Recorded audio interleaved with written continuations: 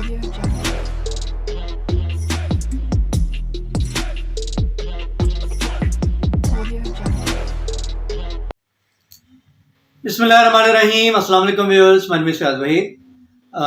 क्या आज के टाइम में 2024 में वेब डेवलपमेंट करने के लिए हमें HTML CSS को सीखना चाहिए या नहीं सीखना चाहिए?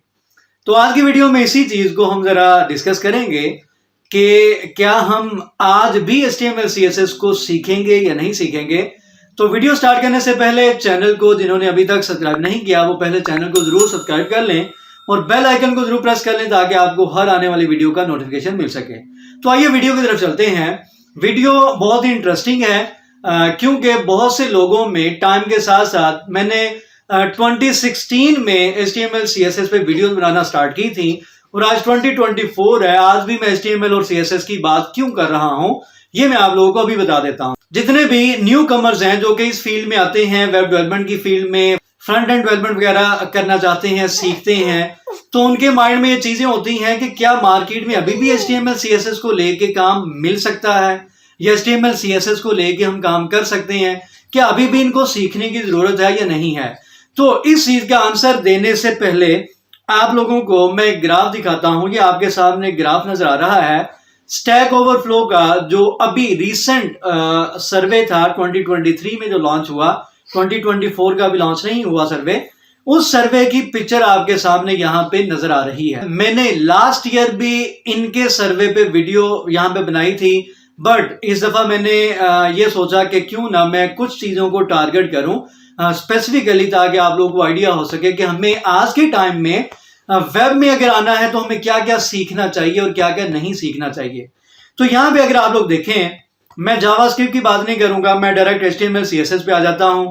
इस ग्राफ में आपको सेकंड नंबर पे HTML CSS अगेन नजर आ रही है, जैसा कि पिछले साल आपको ग्राफ नजर आया था। अगर इस ग्राफ में HTML CSS की परसेंटेज को देखा जाए तो मेरे पास यहाँ पे परसेंटेज है 52.97%। जो डेवलपर्स हैं वो पूरी दुनिया में HTML CSS को अभी भी यूज कर रहे हैं और HTML CSS दूसरे नंबर पे आपको यहाँ पे नजर आ रही है। अब आपके माइंड में बहुत से क्वेश्चंस आएंगे, मैं उन क्वेश्चन के आप लोगों को यहाँ पे आंसर करूंगा। फॉर एग्जाम्पल, पहला क्वेश्चन है जी, क्या हमें आज के टाइम में HTML CSS को सीखना चाहिए? तो यस, इसका आंसर ये है कि आपको आज के टाइम में भी HTML CSS को लाजमी सीखना चाहिए। चाहे आप फ्रंट एंड डेवलपर हैं, चाहे आप बैक एंड डेवलपर हैं, आपको HTML CSS की बेसिक्स का आइडिया लाजमी होना चाहिए।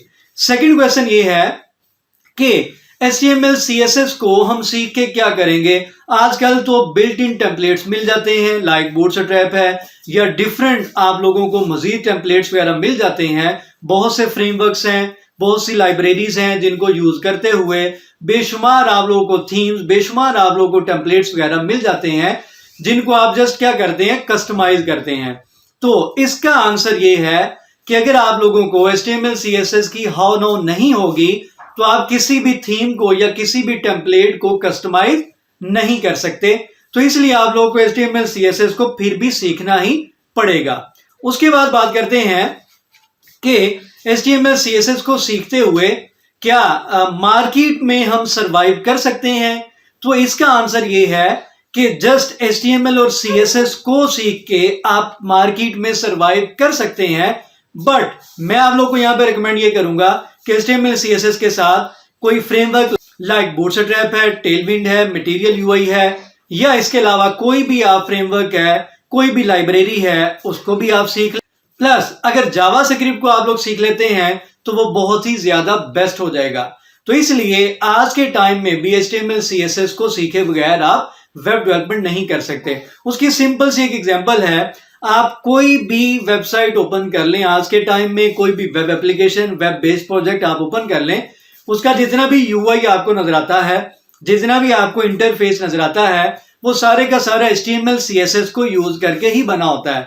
नो डाउट उसमें मजीद लाइब्रेरीज, फ्रेमवर्क्स वगैरह यूज होते हैं, बट मेन जो बेस है वो HTML CSS ही है, बाकी चीजें बाद में आ जाती हैं। तो इसलिए HTML CSS को सीखें, लाजमी सीखें। आप दुआ में याद रखा करें और चैनल जिन्होंने सब्सक्राइब नहीं किया वो चैनल को जरूर सब्सक्राइब करें, अपना फीडबैक लाजमी दिया करें। अल्लाह हाफ़िज़।